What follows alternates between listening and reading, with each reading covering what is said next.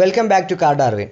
പെട്ടെന്ന് കണ്ടപ്പോൾ 220 പോലെ തോന്നിയെങ്കിലും ഇത് 220 അല്ല, ഏറ്റവും പുതിയ വരാൻ പോകുന്ന ത്രക്സ്റ്റൺ 400 ആണ്. ഇതിനു മുന്നേ ഈ വണ്ടി ഇന്ത്യക്ക് പുറത്ത് ടെസ്റ്റ് ചെയ്യുന്നൊക്കെ നമ്മൾ കണ്ടിട്ടുണ്ട്. ഇപ്പോൾ ഇത് ഇന്ത്യയിൽ ടെസ്റ്റ് ചെയ്തുകൊണ്ടിരിക്കുകയാണ്. അതായത് 2025 പകുതിയോടെ ഈ ഒരു വണ്ടി നമുക്ക് ഇന്ത്യയിൽ കാണാൻ കഴിയുമെന്നാണ് പറയുന്നത്. ഇപ്പോൾ വണ്ടി നോക്കുകയാണെങ്കിൽ ബേസിക്കലി നമ്മുടെ സ്പീഡ് 400നെ ബേസ് ചെയ്താണ് ഇത് നിർമ്മിച്ചിരിക്കുന്നത്.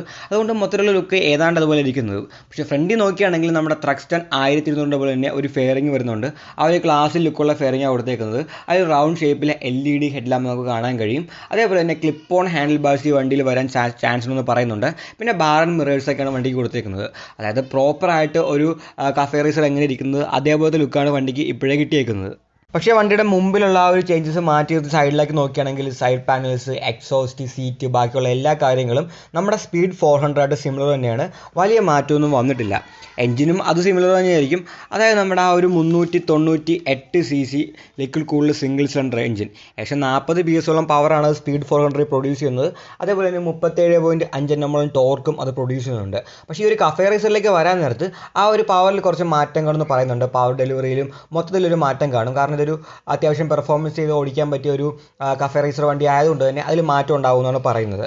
പിന്നെ നമ്മുടെ ലുക്ക് നോക്കിയാലും പ്രോപ്പറായിട്ട് നമ്മുടെ ആ ഒരു ത്രക്സ്റ്റൺ ശരിക്കുള്ള ത്രക്സ്റ്റൺ ലുക്കാണ് വന്നേക്കുന്നത്. അപ്പം അത്യാവശ്യം പെർഫോമൻസ് ഒക്കെ ട്രയംഫ് ഈ ഒരു വണ്ടിക്ക് കൊടുക്കുന്നതായിരിക്കും. പിന്നെ ഈ എഞ്ചിൻ റൈഡ് ബൈ വയറാണ്, 6 സ്പീഡ് ഗിയർ ബോക്സ് വരുന്നുണ്ട്.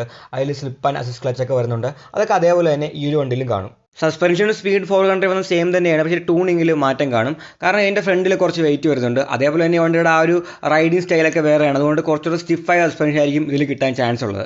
പിന്നെ ബാക്കിയുള്ള കാര്യങ്ങളൊക്കെ ഏതാണ്ട് സെയിം തന്നെയാണ്. ബ്രേക്ക് നോക്കുകയാണെങ്കിൽ ഫ്രണ്ടിൽ 300 mm ഡിസ്കാണ് വരുന്നത്.